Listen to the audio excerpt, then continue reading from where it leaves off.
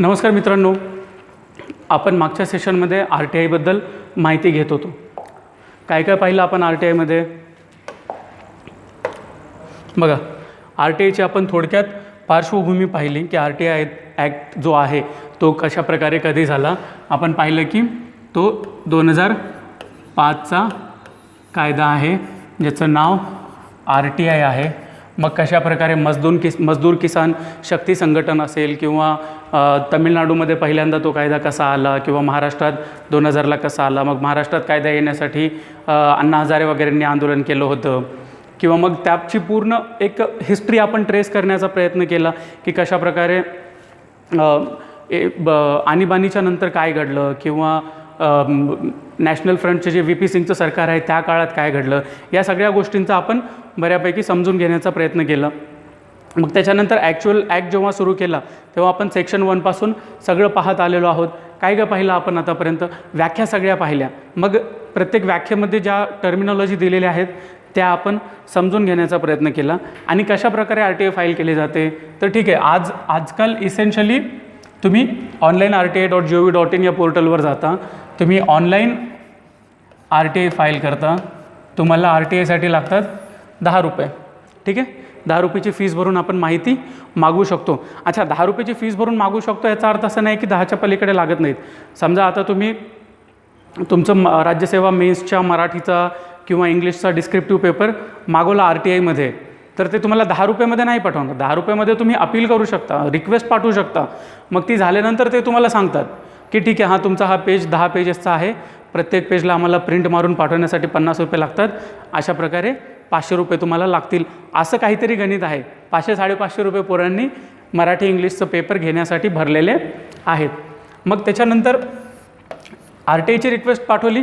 Main कायद्याचा गाभा काय आहे की नागरिकांनी कुठलीही रिक्वेस्ट पाठवली तर 30 दिवसांच्या आत साधारणतः त्या रिक्वेस्टवर त्यांना माहिती मिळाली पाहिजे.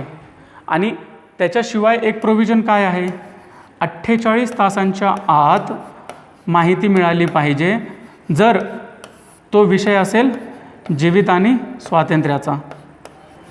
जीविताचा आणि स्वातंत्र्याचा जर विषय असेल तर मग ती माहिती 48 तासांच्या आत दिली पाहिजे.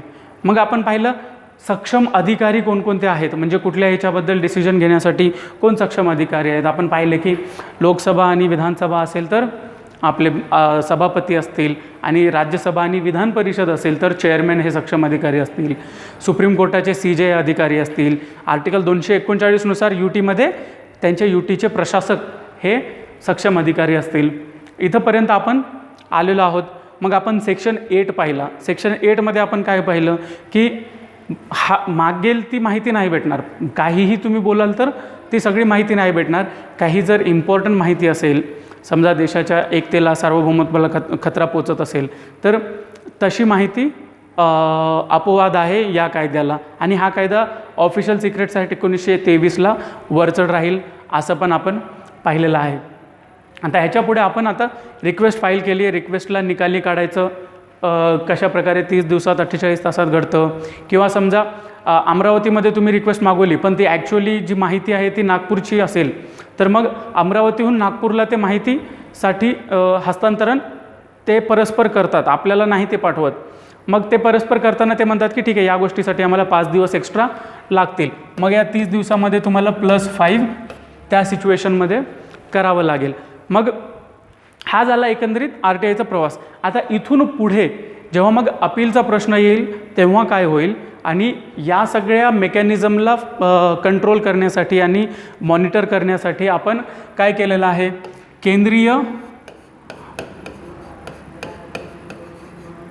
माहिती आयोग आणि राज्य माहिती आयोग पण बनवलेले आहेत. ठीक आहे, मग ते कशासाठी बनवलेत तर या कायद्यामध्ये ज्या काही गोष्टी आहेत, कायद्यानुसार आपण माहितीचा अधिकार दिला. पण समजा तुम्ही एका नगरपालिकेला अप्लाय केलं, त्यांना म्हटलं की बाबा ठीक आहे, तुम्ही सांडपाण्याच्या मॅनेजमेंटसाठी तुम्हाला किती बजेट आला ती सगळी माहिती द्या, किती खर्च केला ते पण माहिती द्या. पण ती नगरपालिका जर तुम्हाला माहिती देत नसेल तर तुम्ही अपील कराल. अपीलच्या नंतर पण माहिती मिळत नसेल तर तुम्ही राज्य आयोगाकडे जाल, केंद्र आयोगाकडे जाल, ते सिच्युएशननुसार तुम्ही जाल. मग हे सगळं एन्श्युअर करण्यासाठी या आयोगांची निर्मिती केली. आता या आयोगांचं रचना कशी आहे, त्यांचे अधिकार काय आहेत, त्यांचे कार्य काय आहेत, ते आपण या सेशनमध्ये आता पाहूया. आता मित्रांनो लक्षात घ्या, हा टॉपिक कायद्यांचा टॉपिक आहे. कायद्यांच्या टॉपिकमध्ये तुम्हाला सेक्शन्स जे आहेत ते पाठ करावे लागतील आणि अभ्यास पण यांचा सेक्शन वाईज करावाच लागेल. माझं एक मत चालू होतं की हा जो टॉपिक आहे तो फक्त आपण यूट्यूबवर टाकायचा असेल तर काय करूया, RTIची फाईल करण्याची ही जी प्रोसेस जी असते ती सांगूया आणि सेंट्रल इन्फॉर्मेशन कमिशन जे आहे, केंद्रीय माहिती आयोग आणि राज्य माहिती आयोग, त्यांची व्यवस्था, रचना, कार्य वगैरे पाहूया आणि कशा प्रकारे ते अपील वगैरे करता येतं ते सगळं पाहूया आणि 2-4 क्वेश्चन डिस्कस करूया आणि सोडूया असं वाटलं होतं. पण मग नंतर विचार केला की नाही, जर मुलं जे उमेदवार जे आहेत ते तास 2 तास आपल्यासाठी देत आहेत, आपलं ऐकत आहेत, तर मग त्यांचा फायदा झाला पाहिजे. म्हणून थोडंसं हे जरी रटाळ वाचलं तरी दिस इज हाऊ इट इज. तर आता केंद्रीय माहिती आयोग, आता केंद्रीय माहिती आयोगाबद्दल कसं आहे, आता ह्याच्यामध्ये केंद्रीय माहिती आयोग सेक्शन 12 इथे दिसते तुम्हाला, ठीक आहे. म्हणजे काय झालं, कलम 12मध्ये केंद्रीय माहिती आयोग गठीत करण्याबद्दल प्रावधान दिलेलं आहे.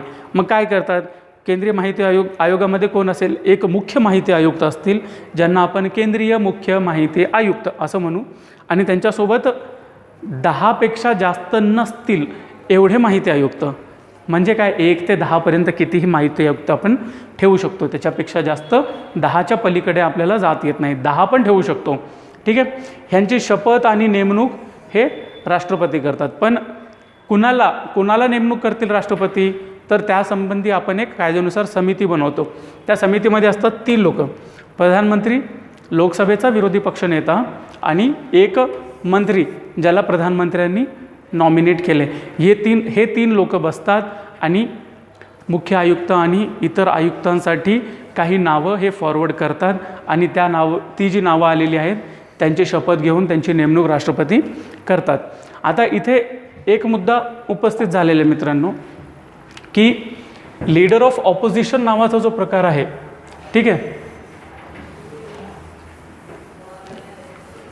मग लीडर ऑफ ऑपोजिशन आपण जेव्हा पाहतो इथे, तेव्हा कायद्यानुसार काय लीडर ऑफ ऑपोजिशनची डेफिनेशन, की लोकसभा किंवा राज्यसभेच्या 10% ज्या पक्षाला सीट्स असतील त्या पक्षाचा लीडर हा लीडर ऑफ ऑपोजिशन बसेल, विरोधी पक्षनेता बनेल.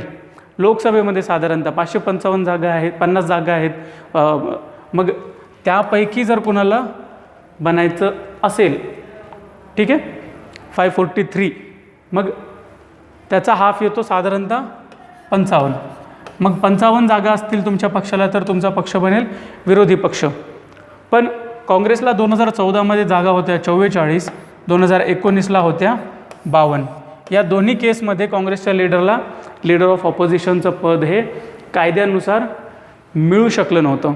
मग त्याच्यामुळे काय झालं, लोकपालच्या नियुक्तीच्या वेळेस पण लीडर ऑफ ऑपोजिशन पाहिजे. मानवी हक्क संरक्षण आयोग असेल, मानवी हक्क संरक्षण आयोग असेल किंवा हे माहिती आयोग वगैरे असेल, या सगळ्यांच्या याच्यामध्ये LOP लागतो. आता LOP कायद्यानुसार काँग्रेसला बनवताच येत नाही. मग आपण या सगळ्या कायद्यामध्ये एक चेंज काय केला, की या समितीमध्ये जर कुठल्याही पक्षाला विरोधी पक्षनेता बनवता येईल एवढे आमदार किंवा खासदार नसतील, तर विरोधी पक्षामधील सर्वात मोठा जो पक्ष आहे त्याला आपण विरोधी पक्ष म्हणून त्याच्या ठिकाणी ठेवू आणि त्याला त्या समितीमध्ये घेऊ. तर आता काँग्रेसचा रिप्रेझेंटेटिव्ह माहिती आयोग निवडण्याच्या समितीमध्ये जर जात असेल तर तो विरोधी पक्षनेता म्हणून जात नाही, तर तो लार्जेस्ट ऑपोजिशन पार्टीचा लीडर म्हणून जातो, ठीक आहे. मग इथे कोणते व्यक्ती पाहिजेत, ज्यांना व्यापक ज्ञान आणि अनुभव, हे सगळीकडे तसंच असतं. मग तो आमदार खासदार नसावा, राजकीय पक्षाशी त्याचा संबंध नसावा, त्याचा स्वतःचा बिझनेस पण नसावा, आणि हे CICचं मुख्यालय आपण कुठे ठेवणार, ते आपण दिल्लीला ठेवणार. पण सरकारला वाटलं किंवा कायद्यानुसार आपण दुसरीकडे पण करू शकतो. मग ह्याच्या पुढे जाऊन प्रश्न आलेले आहेत बघा, सिंपल प्रश्न आलेले आहेत. 2016ला विचारले की माहितीचा अधिकार 2005 अंतर्गत मुख्य आयुक्ताला शपथ कोण देतात, राष्ट्रपती देतात आपल्याला माहिती आहे. ठीक आहे, हे बघा, पंतप्रधान कुणाला शपथ देत नाही, त्यामुळे ते पण कटतं. इथे मुख्य माहिती आयुक्त आहे, त्यामुळे राज्यपाल येणार नाही. ठीक आहे, त्यामुळे राष्ट्रपती आले, विषय संपला. इथे परत आहे केंद्रीय माहिती आयुक्तांची नियुक्ती कोण करतो. इथे परत उत्तर आलं तुमचं राष्ट्रपती. उत्तर हे राष्ट्रपती का आलं, कारण निवड समितीमध्ये पंतप्रधान असतात, पण नेमणूक जी होते ती राष्ट्रपतींच्या नावाने होते, त्यामुळे राष्ट्रपती त्यांची नेमणूक करतात. मग ठीक आहे, आता पदावधी व सेवेच्या शर्ती प्रश्न आहे, सेक्शन आहे 13. आता ह्याच्यावर मित्रांनो मध्यंतरी 2019ला जेव्हा कायदा करण्यात आला होता तेव्हा फार जास्त गदारोळ उडाला होता. काय झालं होतं की चीफ इन्फॉर्मेशन कमिशनर जे आहेत ह्यांच्या हे आहेत पदावधी व सेवेच्या शर्ती ज्या आहेत त्या आपण कॉन्स्टिट्यूशनल बॉडीजच्या लेवलला ठेवलेल्या होत्या. मग ते हटवलं. कायदा आपण काय केला की यांची पदावधी फिक्स्ड न ठेवता की 5 वर्षांचा कार्यकाळ राहील, ते 3 वर्षांचा कार्यकाळ राहील, त्या काढून आपण काय केलं की केंद्र शासन जेवढ्या वेळ ठेवेल तेवढ्या वेळासाठी राहील, अशी अमेंडमेंट आपण 2019नुसार केली आहे. ठीक आहे, 2019नुसार केली. मग ह्याच्यामुळे काय झालं की केंद्रीय माहिती आयुक्त असेल, राज्य माहिती आयुक्त असेल किंवा राज्य मुख्य माहिती आयुक्त असेल, या सगळ्यांची पदावधी म्हणजे किती वर्षांसाठी तो त्या पदावर टिकून राहील ते, आणि त्या सगळ्यांचा पगार, हा सगळं आपण काय केलं, केंद्र शासन ठरवेल असं केलं आहे. मग जेव्हा या बॉडीजला स्वायत्तता नसेल, त्यांना पदावधीची शाश्वती नसेल, तेव्हा ते सरकारच्या विरोधातील काही जर डिसिजन घ्यायचं असेल तर त्या डिसिजनमध्ये यांना भीती वाटेल आणि ते घेणार नाहीत, असा यामध्ये आरोप केला गेला होता. शशी थरूर यांनी म्हटलं की हे राईट टू इन्फॉर्मेशन बिल नाही, तर आता याला राईट टू इन्फॉर्मेशनमधलं हे अमेंडमेंट बिल होतं 2019ला, त्याचं नाव असं असतं right to information amendment bill.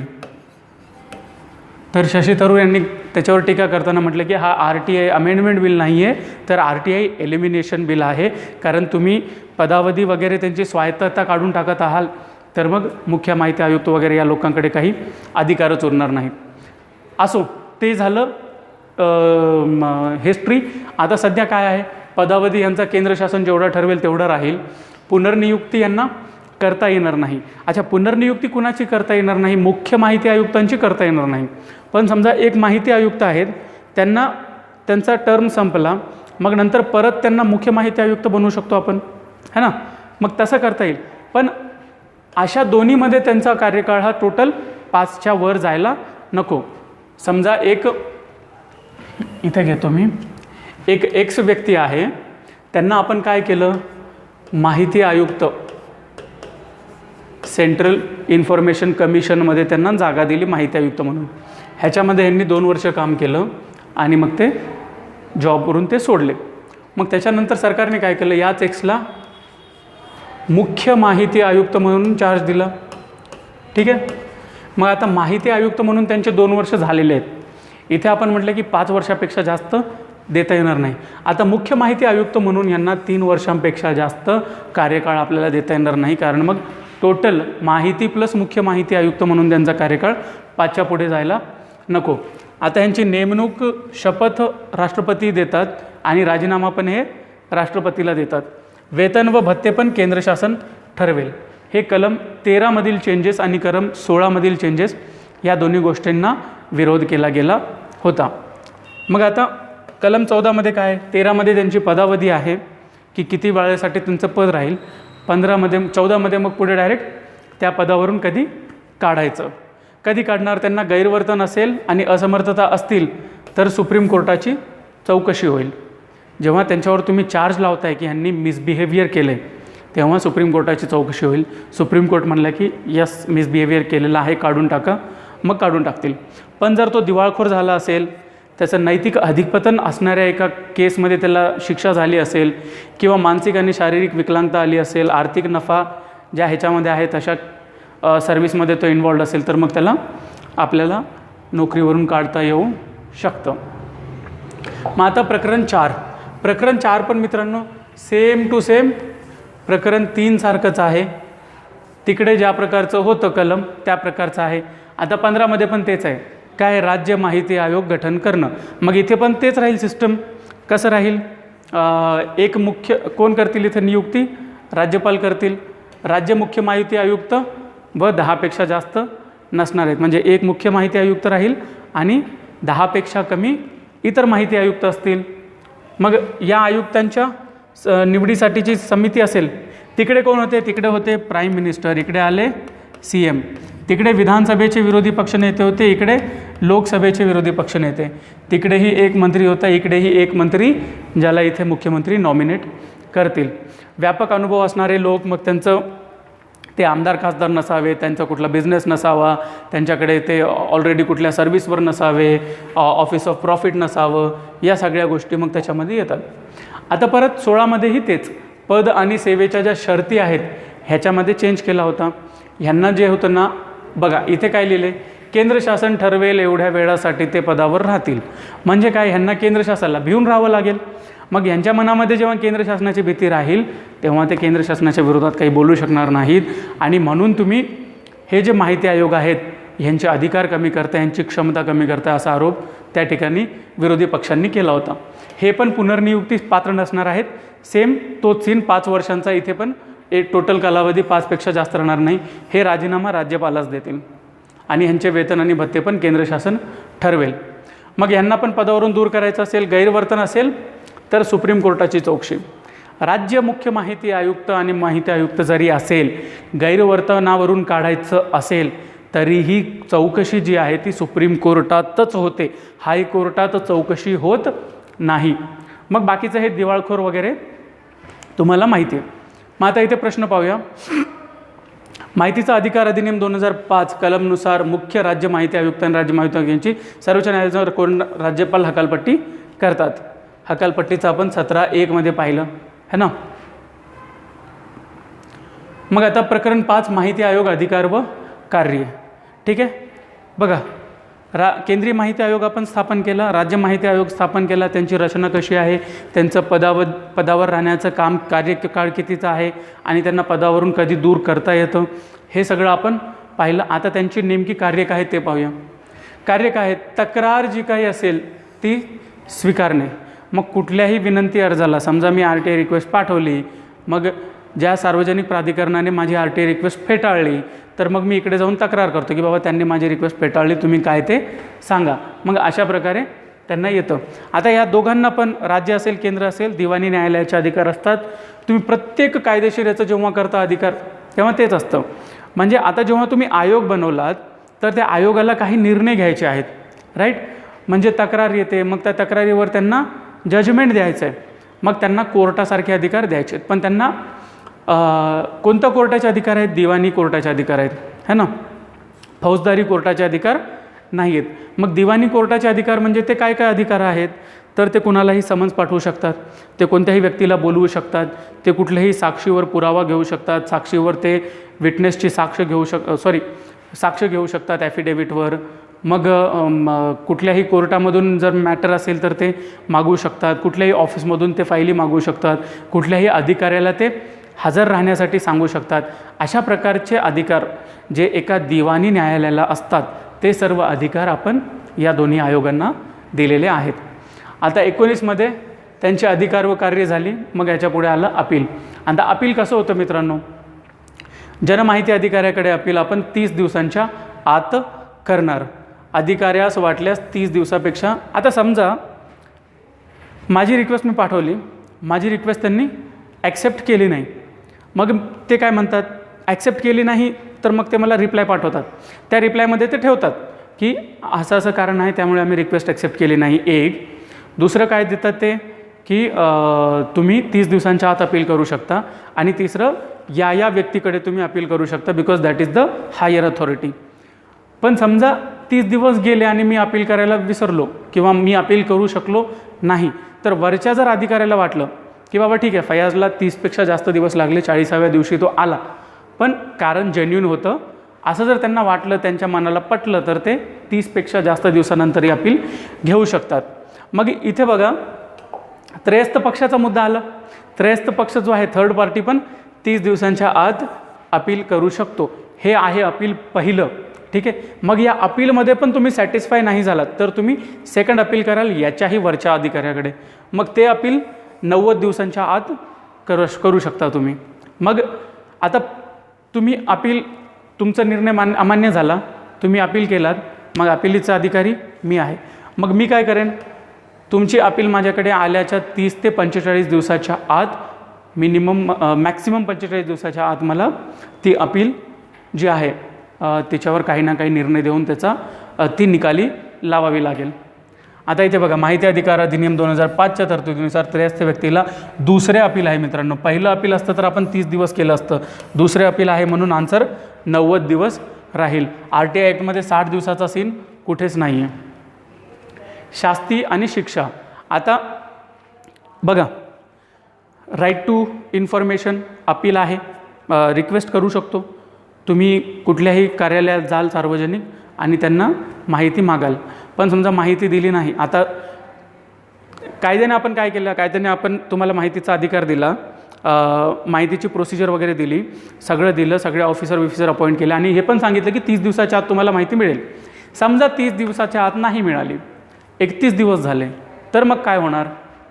समजा 31 दिवस झाले आणि काहीच नाही झालं तर मग 31चे 32 होतील, 32चे 33 होतील.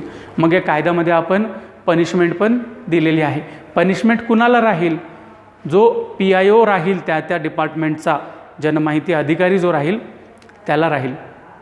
काय राहील, 30च्या वर एक दिवस गेला की 250 रुपये त्याला फाईन लागेल. त्याला स्वतःच्या पैशातून ते फाईन भरावं लागेल आणि त्याची मॅक्सिमम अमाऊंट जी आहे ती 25,000 रुपये राहील.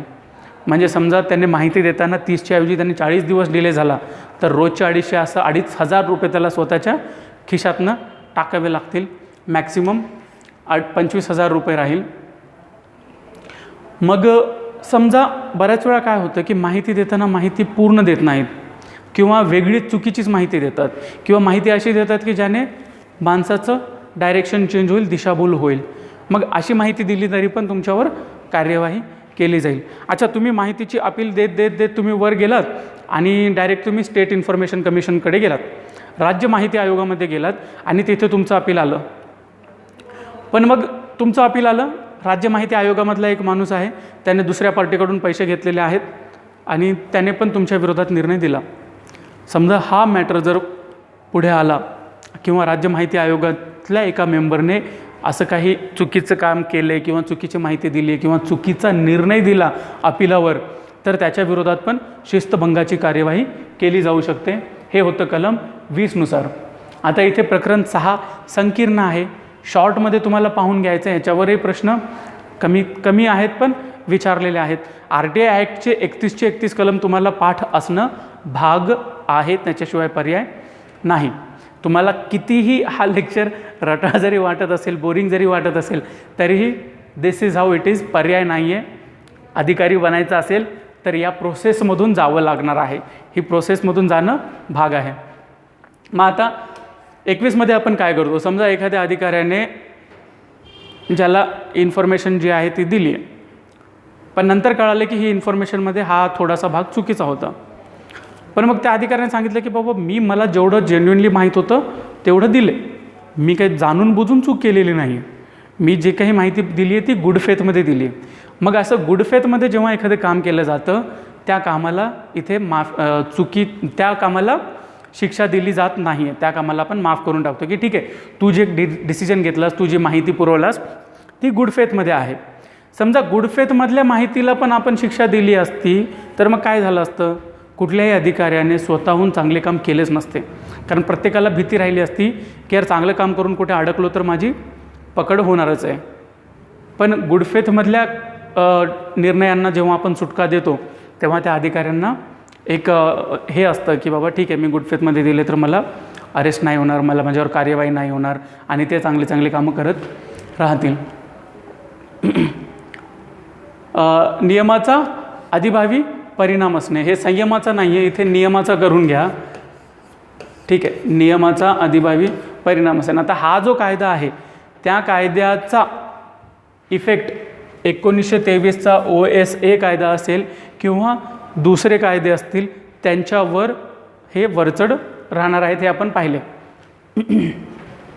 मग न्यायालयांच्या अधिकारांना पण आडकाठी आपण आर्टिकल 23मध्ये दिलेली आहे की हा जो काही मॅटर आहे राईट, हा सगळा मॅटर RTI कायद्याचा तो RTI कायद्याच्या क्षेत्रामध्येच चालेल, ह्याच्यामध्ये न्यायालयाला आपलं नाक खुपसवायचं अधिकार आपण दिलेलं नाही आहे. मग विवक्षित संघटनांना हा नियम लागू नसणे आर्टिकल 24. ठीक आहे, आता काही गोष्टी आपण अपवादात्मक ठेवल्या, पण त्याच्याही पलीकडे जाऊन सार्वजनिक प्राधिकरणामध्ये काही असे प्राधिकरण आहेत की ज्यांना RTI लावलं तर आपल्या देशाचं फार मोठं नुकसान होऊ शकतं. मग कोणते समजा DRDOला RTI लावला, मग DRDOचे सगळे सिक्रेट्स लोक RTIमध्ये मागावे लागतील, मग आपल्या देशाचा प्रॉब्लेम होईल ना. मग आपण काय केलं, या कायद्यासोबत एक दुसरा शेड्यूल बनवलेला आहे. त्या शेड्यूलमध्ये या सगळ्या संघटनांची लिस्ट दिलेली आहे की ज्यांना RTI कायदा लागू होत नाही.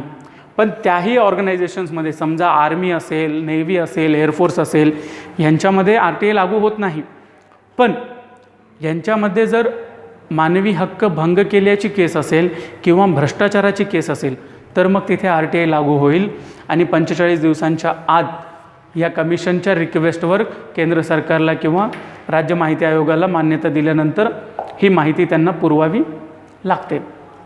मग कलम 25 काय आहे मित्रांनो? कलम 25 आहे नियंत्रण करणे, अहवाल देणे. आता शक्य असेल तेवढ्या लवकर अहवाल कोण देईल? हे माहिती आयोग आणि राज्य माहिती आयोग आणि केंद्रीय माहिती आयोग हे सरकारला अहवाल देतील. त्या अहवालात काय असेल की किती अर्ज झाले, या वर्षात किती अर्ज आम्हाला मिळाले, त्याच्यामधले किती अपील होते, फाईन किती लावला, किती फीसमध्ये किती पैसे जमा झाले, किती शुल्क मिळाला, किती केसेस पेंडिंग आहेत, या सगळ्या डिटेल्स या अहवालामध्ये राहतील. मग 26 समुचित शासनाने कार्यक्रम ठरवणे. आता समजा हा कायदा आला, जेव्हा नवीन हा कायदा आला होता किंवा आत्ता पण, तर या कायद्यामधल्या ज्या तरतुदी आहेत त्या समाजातील वंचित घटक जे आहेत जास्तीत जास्त करून, म्हणजे मुस्लिम समाज असेल, दलित असतील, आदिवासीज असतील, या सगळ्यांना या कायद्यामधील तरतुदी जास्तीत जास्त चांगल्या पद्धतीने कळायला पाहिजेत. यासाठी सरकारने कार्यक्रम बनवायला पाहिजे. या कायद्यानुसार प्रबोधन केलं पाहिजे. त्यासाठी जर पैसा असेल तर त्यांनी हे काम केलं पाहिजे. आणि त्याच्याशिवाय 18 महिन्यांच्या आत, हा कायदा 2005ला आला, त्याच्यापासून 18 महिन्यांच्या आत या कायद्यामधील ज्या काही गोष्टी असतील त्यांची मार्गदर्शिका पुस्तिका तयार केली पाहिजे आणि ती मार्गदर्शिका पुस्तिका कन्सिस्टंटली अपडेट केली पाहिजे. मग समुचित शासनाचा नियम करण्याचा अधिकार. आता केंद्र सरकार या कायद्यानुसार वेगवेगळे नियम करत राहील. सक्षम प्राधिकाऱ्यांचा पण नियम करण्याचा अधिकार. आता सक्षम प्राधिकारी आपण पाहिले होते, चीफ जस्टिस होते, 239 नुसारचे प्रशासक होते, किंवा हायकोर्टाचे मुख्य न्यायाधीश होते, किंवा लोकसभेचे सभापती. ते पण RTIच्या कायद्याच्या अनुसार स्वतःच्या लोकसभेमध्ये, राज्यसभेमध्ये काहीतरी नियम करण्याचे त्यांना अधिकार आहेत. मग आता हे नियम सभागृहापुढे ठेवायला पाहिजे. आता समुचित शासनाने जर काही नियम बनवले केंद्र सरकारने, तर त्यांना काय करावं लागेल? एकूण हे सगळे नियम जे आहेत ना, लवकरात लवकर संसदेपुढे ठेवावे लागतील की बाबा हा कायदा जो संसदेने पास केला आहे त्याच्यानुसार आम्ही हे नियम नवीन बनवलेले आहेत. मग त्याच्यावर तुम्ही जी पाहिजे ती आता ॲक्शन किंवा कार्यवाही म्हणा घ्या. आता हा जो नियम सभागृहापुढे जे ठेवलेले जातात ना, ते मिनिमम 30 दिवसांसाठी ठेवले जातात. समजा एक सेशन चालू आहे, एक सेशन चालला, अवघड डेट कशाला घ्यायची, एक सेशन चालला 10 जुलैपासून ते 25 जुलैपर्यंत, इथे झाले टोटल 15 दिवस, राईट. मग दुसरा सेशन सुरू झाला, दुसरा सेशन सुरू झाला परत 10 ऑक्टोबरला. मग 10 ऑक्टोबरपासून परत 25 ऑक्टोबरपर्यंत 15 दिवसासाठी ते ठेवलं पाहिजे. अशा प्रकारे विविध सेशन्समध्ये का असेना पण 30 दिवसासाठी समुचित शासन जे काही नियम बनवेल ते नियम संसदेपुढे ठेवावे लागतात. मग अडचणी दूर करण्याचा अधिकार म्हणजे काय असतं? हा कायदा आला 2005चा, राईट. मग या कायद्यामध्ये आपण बनवलेत 31 सेक्शन. या 31 सेक्शनमध्ये आपण 2 आयोग बनवलेत. मग त्याच्यामध्ये आपण काय केलं, कलम 8 बनवला ज्याच्यामध्ये काही अपवाद ठेवले, मग काही असे सेकंड शेड्यूल बनवला ज्याच्यामध्ये काही ऑर्गनायझेशन्स ठेवले, राज्य आयोग आहे, केंद्रीय आयोग आहे, या सगळ्या लोकांना काहीतरी अधिकार दिलेत, प्रत्येक ऑफिसमध्ये PIO बनवा असं पण सांगितलं. मग या सगळ्या गोष्टी करताना बऱ्याच वेळा काय होतं, नवीन कायदा बनवला त्याचं कुठेतरी प्रॉब्लेम येत राहतो.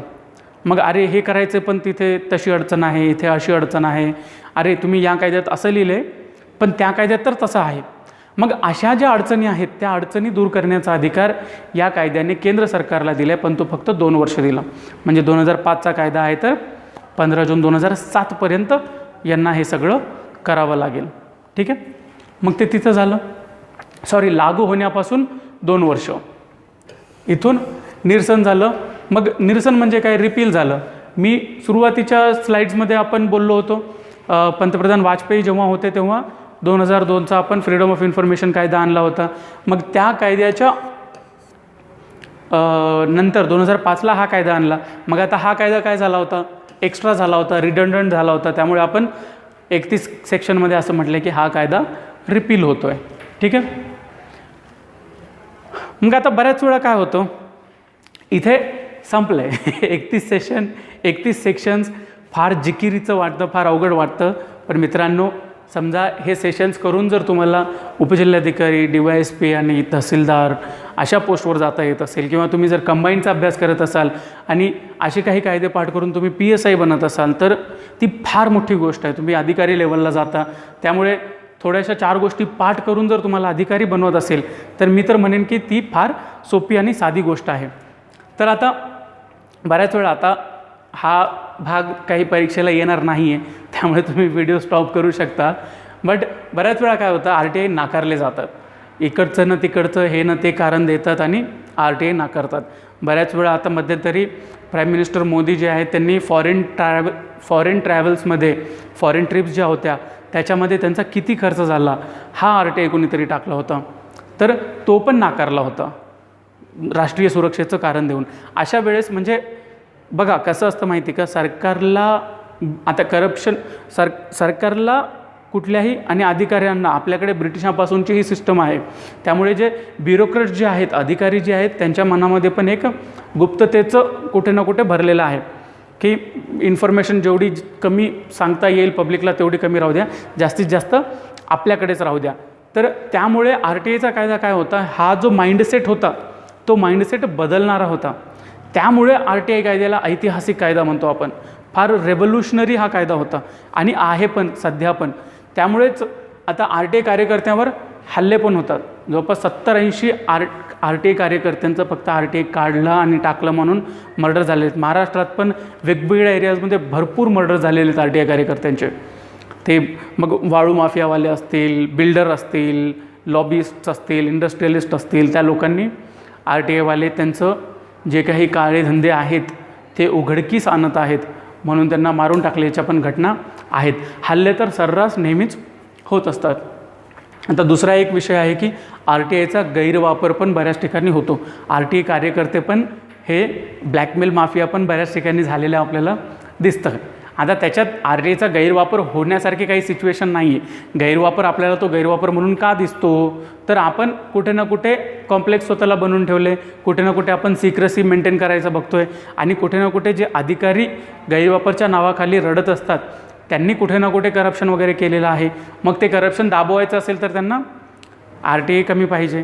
मग काय करायचं, नाही आम्हाला RTIमध्येच आमचा अर्धा टाईम जातो, RTI जास्त येतात, असं येतात तसं येतात. मग तुम्ही सगळं ओपनली ठेवा ना, प्रोॲक्टिव्हली डिस्क्लोज करा सगळ्या गोष्टी, मग RTIचा गैरवापर होणार नाही. तर इन दी एंड RTI एक फार चांगला ॲक्ट आहे. तर आता RTI नाकारले जाऊ शकतात, हे केले जाऊ शकतात. तर गेम ऑफ थ्रोन्स ज्यांनी वाचलं असेल, पहिला स्लाईड आठवा जो होता नॉलेज इज पॉवर, हे त्याच्यासारखंच आहे की जे सत्तेमध्ये जे लोक आहेत तो कितीही चांगला कायदा आणला तरी त्याच्यामध्ये चेंजेस करू शकतात. जे ब्युरोक्रेट्स आहेत ते काही ना काही कारण देऊन माहिती नाकारू शकतात आणि जे वाळू माफियावाले वगैरे आहेत ते तर मग डायरेक्ट मर्डरच करतात. आणि इथे सरसईचं जे कोट आहे, पॉवर इज पॉवर, ते अप्लाय होतं. अशा प्रकारे हा सेक्शन संपलेला आहे. मला प्लीज सांगा सगळ्यांनी कसा वाटला हे कमेंट्स करा आणि सेशन कसा वाटला ते सांगा आणि याच्यापुढे कुठल्या टॉपिकवर सेशन घ्यायचं असेल तर तेही सांगा, आपण तोही घेण्याचा प्रयत्न करू. थँक्यू.